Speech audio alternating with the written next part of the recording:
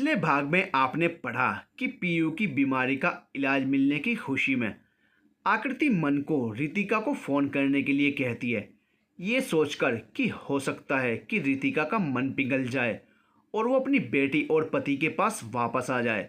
अब आगे मन ने रितिका को फ़ोन किया। उसने फ़ोन उठाया और बोली, मुझे तुम दोनों से कोई मतलब नहीं, मैं दूसरी शादी कर रही हूँ और बहुत खुश हूँ। और फ़ोन कट कर दिया।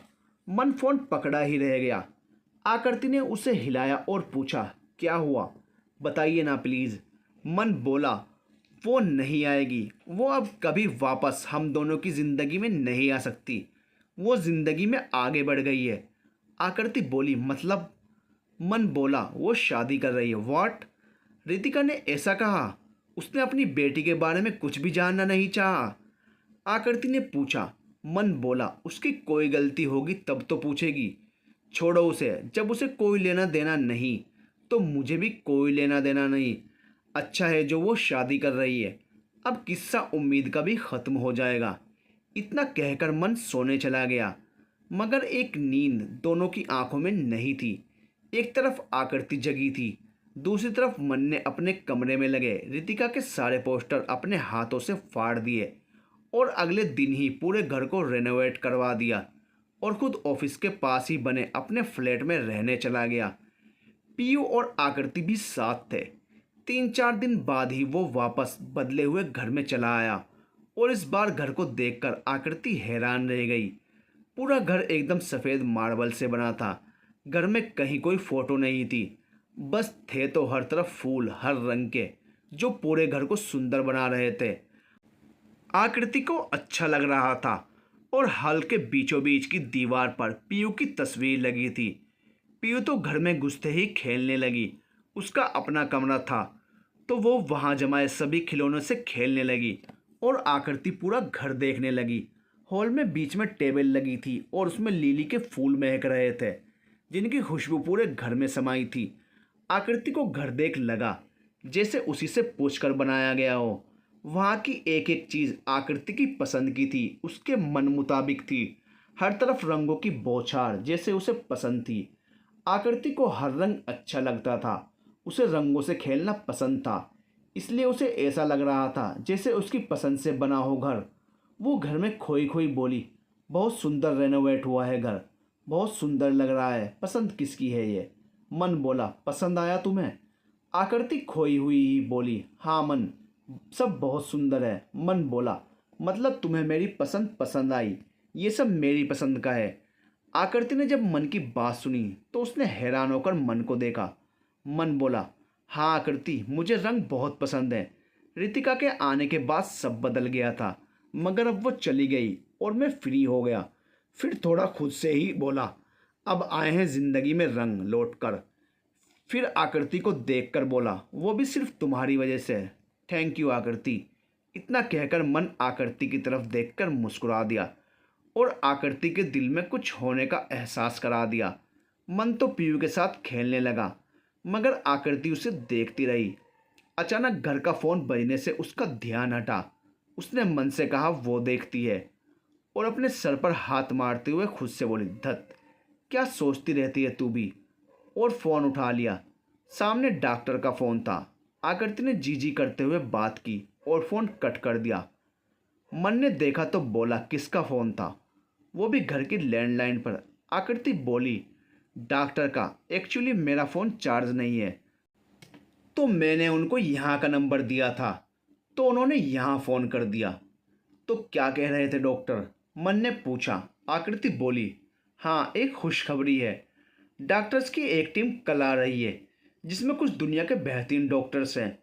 जिन डॉक्टर से मेरी बात हुई वही लेकर आ रहे हैं उनको, और वो अपनी पीयू को भी देख लेंगे और इलाज भी कल से ही शुरू हो जाएगा।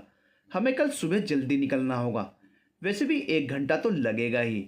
मन बोला, सच में? अरे वाह, ये तो सच में खुशखबरी है। मैं मम्मी पापा को बता देता हूँ और जीत को भी, वो भी साथ चलने को बोलेगा। जीत है कहाँ? आकृति ने पूछा। मन बोला, पता नहीं, आजकल ये लड़का ना जाने कहाँ गायब हो जाता है। थोड़ी देर में आता हूँ कहकर पता नहीं कहाँ चला जाता है, और तो और फ़ोन पर भी लगा रहता है। कुछ कहो सुनता नहीं, और कहो तो पता नहीं क्या क्या सुन लेता है। आकृति मजाक में बोली, कोई मिल तो नहीं गई उसे। मन बोला, हो सकता है, देर रात तक फ़ोन में लगा रहता है, न जाने किससे बात करता रहता है। मन बाहर से आते हुए जीत को देखकर बोला, जीत, सुबह जल्दी निकलना है, पीयू को देखने कुछ डॉक्टर्स की टीम आ रही है, चलेगा? जीत एकदम से बोला, हाँ भैया ज़रूर चलूँगा। आकृति बोली, वैसे आजकल तुम हो कहाँ, दिखते नहीं हो, हर वक्त फ़ोन पर लगे रहते हो, कोई मिल तो नहीं गई तुमको? इतना कहकर वो हंस पड़ी। जीत ने गर्दन यूं झुकाई जैसे वो शर्मा गया हो, तो मन बोला, हो ना हो यही चक्कर है। जीत जल्दी से बोला, क्या आप दोनों भी मेरी टांग खिंचाई में लगे हो?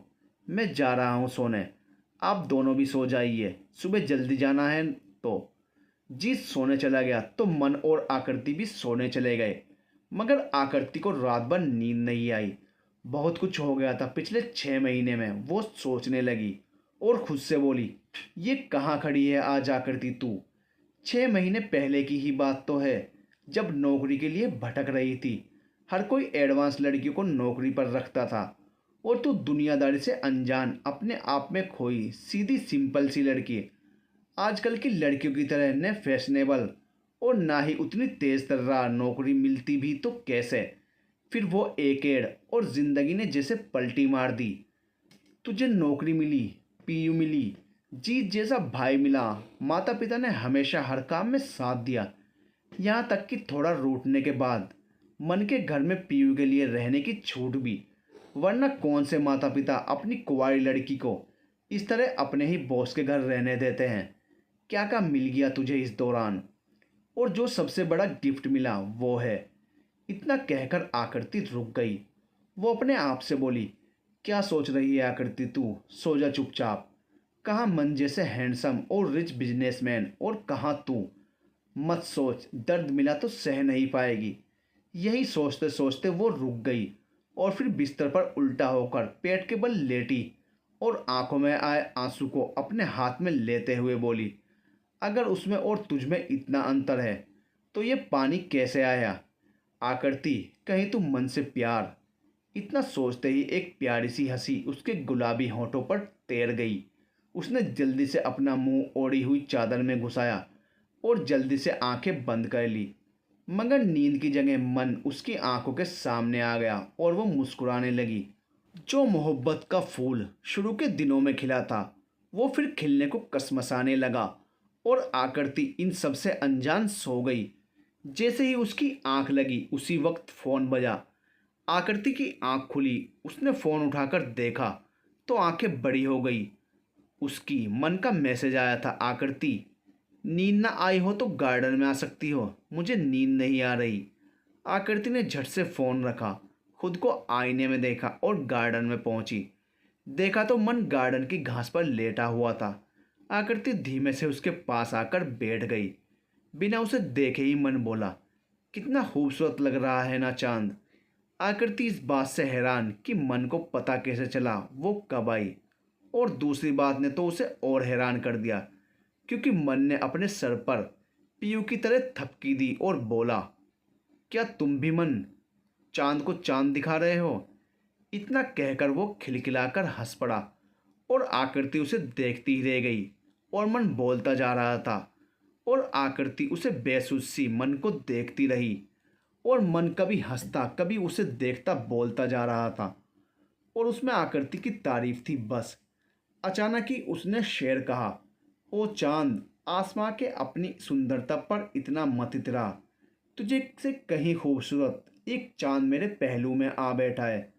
शेर सुनकर आकृति बोली, वाह गजब, और उठकर सामने खड़ी हो गई और फिर से चांद को देखने लगी और शरारत से बोली, आज आपकी नींद कहाँ है सर?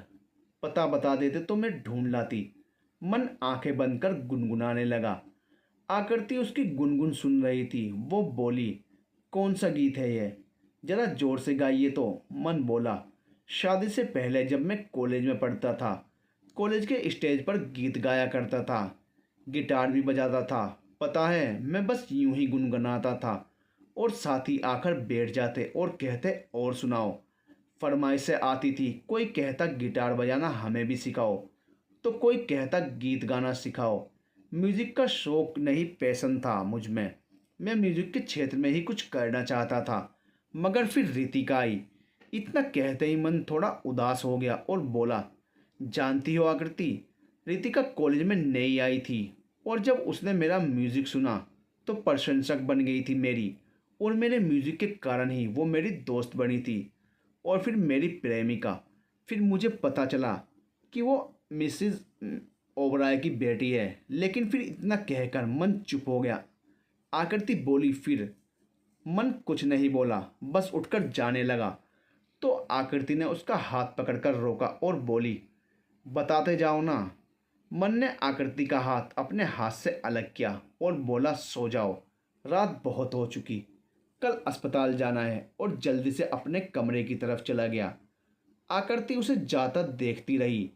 आज उसे एहसास हुआ कि जीत ने जो बताया मन के बारे में और जो छवि मन में बनाई है मन, तो उससे बहुत अलग है।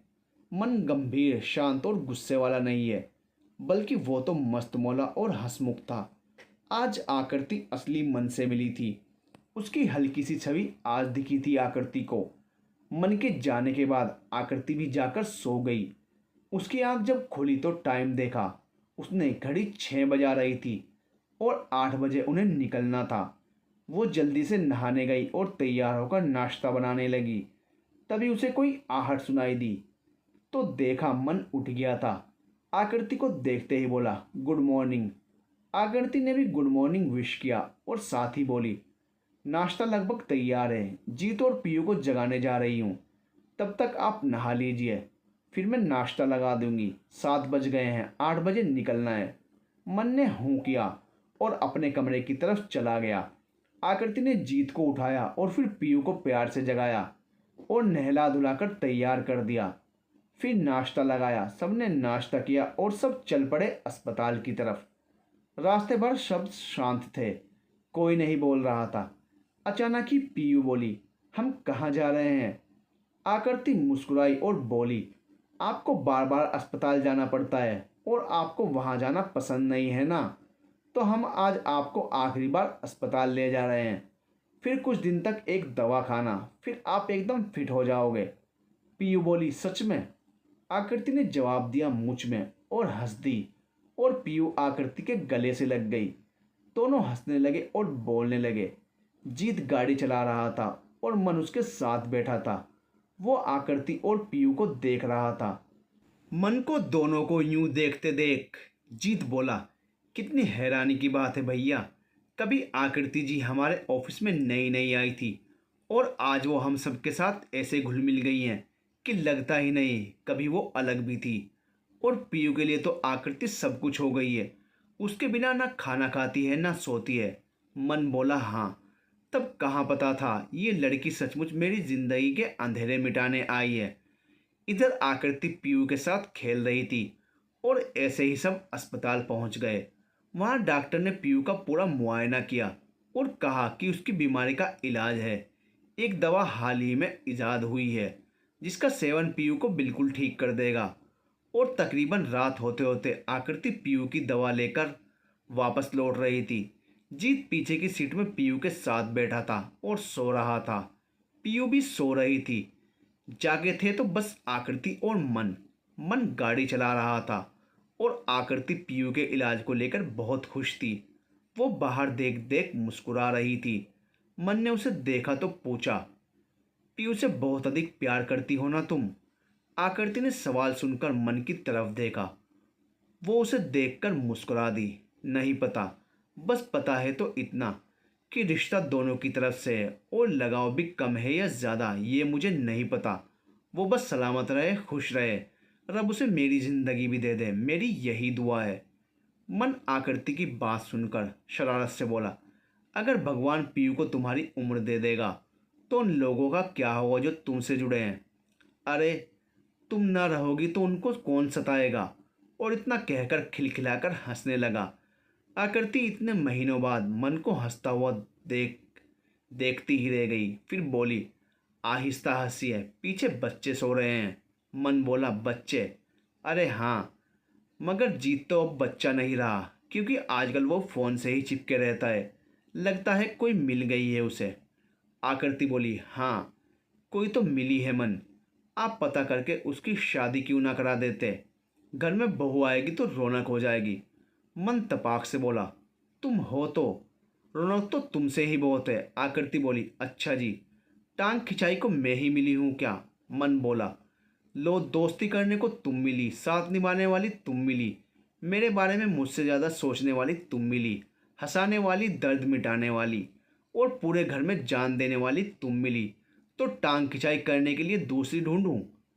आकृति ने एकदम से मन के मुंह पर हाथ रख दिया और बोली, खबरदार, जो दूसरी का नाम भी लिया तो मैं काफ़ी हूँ आपके लिए। आकृति खुद नहीं जानती थी वो क्या कह गई थी, और मन भी नहीं जानता था वो क्या कह गया है। आकृति ने झट से मन के मुंह से हाथ हटाया, और जो आंखें मन की आंखों से मिली थी उनको ज़बरदस्ती हटाकर खिड़की से बाहर देखने लगी। फिर दोनों एक दूसरे को देखकर मुस्कुराए, और तभी मन ने ब्रेक लगाए। गाड़ी झटके से रुकी। आकृति ने पूछा, क्या हुआ? मन हंसते हुए बोला, घर आ गया। आकृति ने देखा तो सचमुच गाड़ी घर के सामने रुकी थी। वो जल्दी से संभली, जीतू और पीयू को उठाया, पीयू को गोद में उठाकर अंदर की तरफ चली गई। पीयू ने आकृति को काफ़ी देर अपने पास रोक लिया। जब वो बाहर आई तो देखा मन सोफे पर बैठा ही सो रहा था, ठंड से कांप भी रहा था। आकृति जल्दी से कंबल लेकर आई और मन को हल्के से उड़ा दिया। आकृति कंबल उड़ाकर जैसे ही हटने लगी, मन ने उसका हाथ पकड़ा और बोला, मेरे पास ही रहो, दूर मत जाओ आकृति। तुम नहीं जानती तुमने आज मुझे क्या दिया है। तुम्हारी वजह से ही आज मेरी बच्ची ठीक होने वाली है, और तुम ही वजह हो मेरी ज़िंदगी में वापस खुशियाँ लाने की। अगर तुम चली गई सब बर्बाद हो जाएगा। मुझे और पीयू को छोड़कर कभी मत जाना प्लीज़ आकृति। मन अपनी बात कहकर आकृति को देखने लगा, और आकृति मन को देखती ही रह गई। वो कुछ बोल ही नहीं पाई, और मन ने उसका हाथ और कसकर पकड़ा और सो गया। आकृति धीरे से नीचे बैठी और मन को देखती ही रही, और ना जाने कब मन के पास ही सो गई।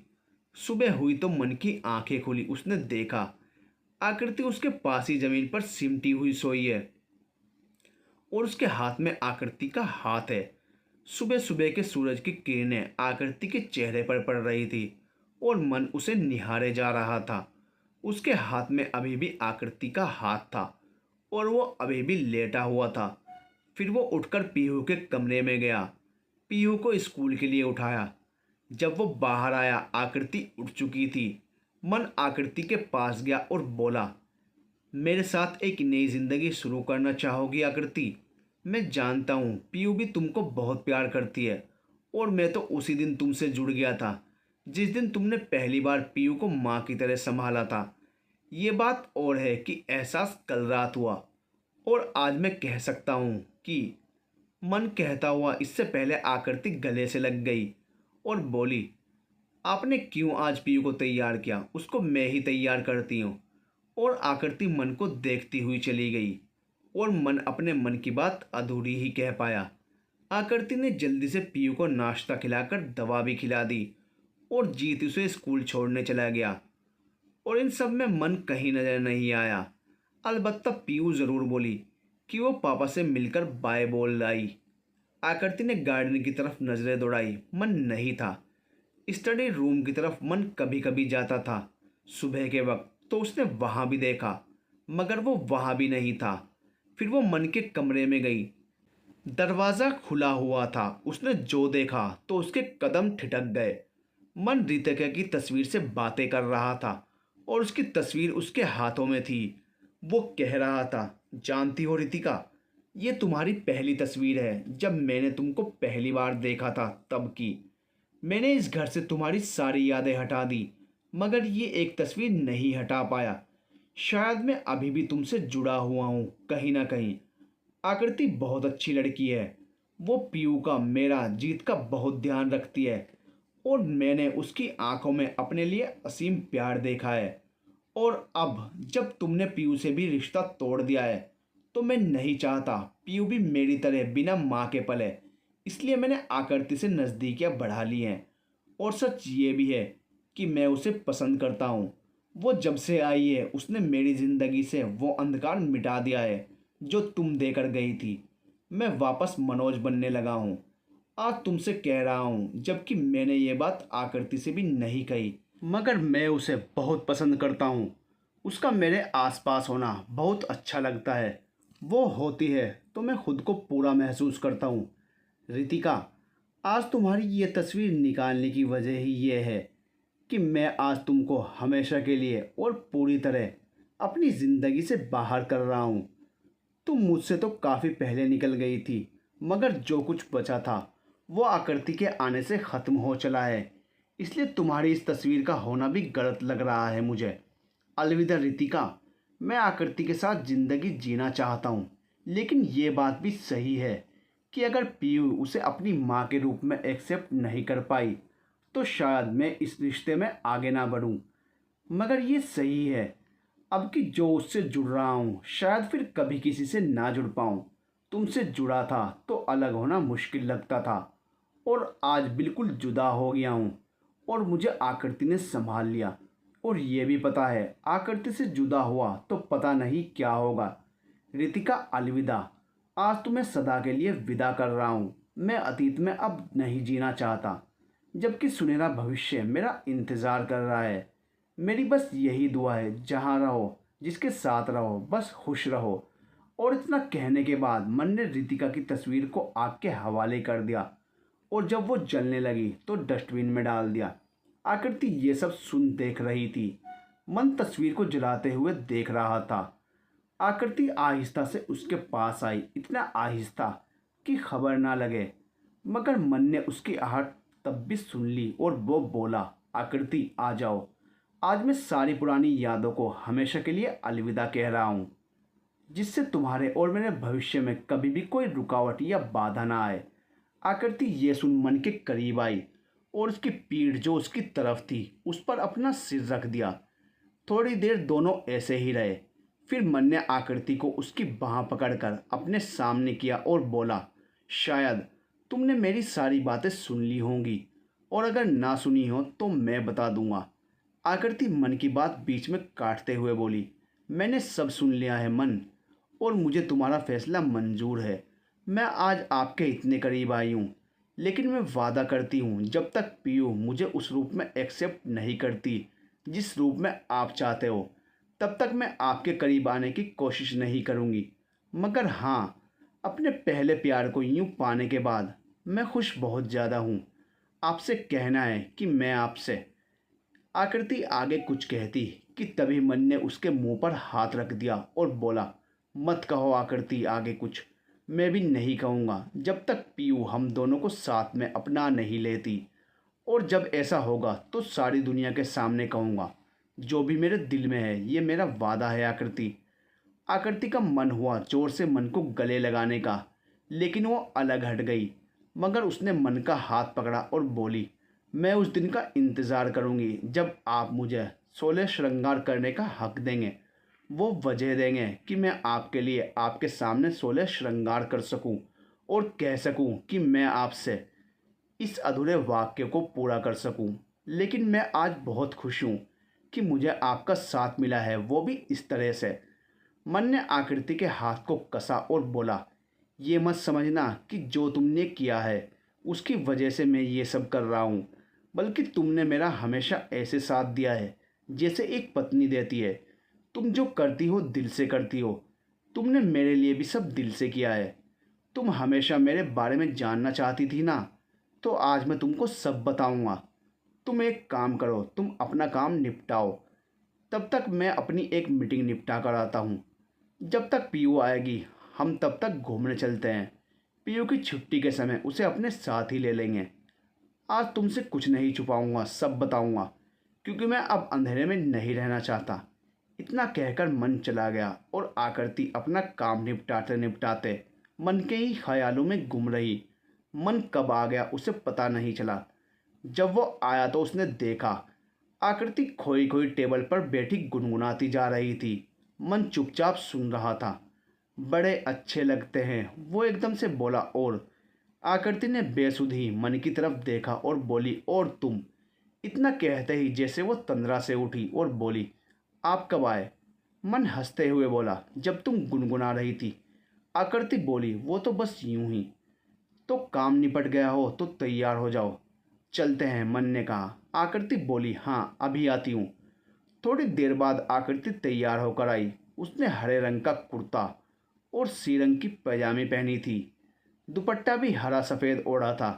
सफ़ेद में हरे रंग के फूल बने थे। बाल खुले थे जिनको आकृति बांध रही थी। मन ने आकृति को देखा तो वो देखता ही रह गया। फिर आकृति के पास गया और उसके हाथ से बालों को मुक्त कर दिया और बोला, जुल्फ़ें घनी और लंबी हो तो उन्हें खुला रहना भाता है। इतना कहकर वो मुस्कुरा दिया और बोला, अब चलें। आकृति मुस्कुराकर मन के साथ चल दी। मन उसे शहर की सबसे सुंदर और शांत जगह पर ले गया। ये ऐसी जगह थी जहाँ शांति थी और हर ओर बस हरियाली और सुंदरता थी। आकृति जगह देखकर बोली, ये कौन सी जगह है सर? मन बोला, पहले मुझे मेरे नाम से पुकारो, तभी कुछ बोलूँगा। आकृति बोली, ठीक है, कल से बोलूँगी, आज मुझे बताइए ये कौन सी जगह है? मन बोला, ना, पहले नाम। आखिर बहुत हिचकते हुए ही आकृति ने उसे मन की जगह मनोज कहकर पुकारा। मन ने सुना तो हंस दिया। मन को हंसता देख आकृति ने पूछा, क्या हुआ? मैंने आपका नाम सही तो लिया, इसमें हंसने वाली क्या बात है? मन बोला, मुझे तुम्हारे नाम लेने पर हंसी नहीं आई, बल्कि मेरी और तुम्हारी पहली मुलाकात को सोचकर हंसी आई। याद है उस दिन तुम कितनी नर्वस थी? मेरा नाम मनोज है और मैंने मन लिखा तो तुमको अजब लगा। तुमने हिचकिचाते हुए मेरा सही नाम जाना था और मुझे मनोज शब्द का असली अर्थ बताकर पूछा था और मैंने कहा था मुझे अंधेरा पसंद है। तब से ही तुम ये जानने को उत्सुक हो गई कि मुझ में इतना अंधेरा क्यों है। मैं सही कह रहा हूँ ना? आकृति बोली, याद है अच्छे से। मैं नहीं जानती, लेकिन ये सोचकर कि जो व्यक्ति दूसरों को उजाला देता है वो खुद अंधेरे में क्यों रहता है, बस यही बात ने मुझे आपकी तरफ खींचा। और मैंने जीत से पूछा था, उसने कुछ कुछ बताया और बाकी नहीं। फिर एक दिन आपने बताया बस ज़रा सा, जबकि मुझ में न जाने क्यों आपके बारे में सब जानना था। मन बोला, चलो आज मैं तुम्हें सब बताता हूँ। आकृति बोली, हाँ बताइए, मैं सुन रही हूँ। मन ने कहना शुरू किया, जानती हो आकृति, आज से कुछ साल पहले मैं मनोज, बड़े बाप का बेटा था। कॉलेज लाइफ थी जिसमें पढ़ना था, वो भी डिग्री के लिए। मैं जानता था कि मुझे करना तो बिजनेस ही था, इसलिए म्यूजिक जो मेरा बस एक शौक़ था, मैंने उसे ही अपना साथी बना लिया था। कॉलेज के लगभग हर प्रोग्राम में मैं पार्टिसिपेट करता था। मेरी आवाज़, मेरे गाने सबको पसंद आते थे और ऐसे में मुझे एक बहुत बड़े प्रोग्राम में गाने का मौका मिला। मैंने पूरी तैयारी की क्योंकि कॉलेज लाइफ का वो मेरा आखिरी शो था। उस शो में सभी कॉलेज के पार्टिसिपेट कर रहे थे और मैं भी। मुंबई के एक कॉलेज में ही रितिका पढ़ती थी। और फिर टू बी कंटिन्यूड।